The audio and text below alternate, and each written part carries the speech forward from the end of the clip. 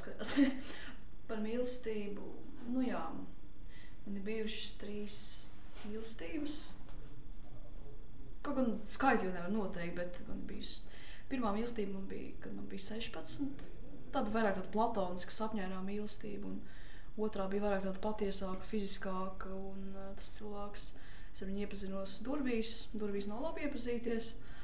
Un trešā mīlestība, es pat nevaru pateikt, viņa joprojām, man liekas, ir. Un ļoti svarīgi mīlestībā ir tas, ka 2 cilvēkiem reizē ir tas zibens, un tad tas ļoti svarīgi, jā, bet kur viņš izgaist, nav nejausmas. Un tas viss skumdina, protams, ka tas cilvēks otrs aiziet un tevi atstāja tā. Un kaut kā pēc tām 3 nelaimīgām mīlestībām viņš viss sasumējās, un es sāku rakstīt dzejas man jau tajos pašos 16 gadu vecumā, kad man bija pirmā īstā mīlestība, platoniskā. Un jā, es pievērsos dzejai, un es rakstu, jā, un man sanāk.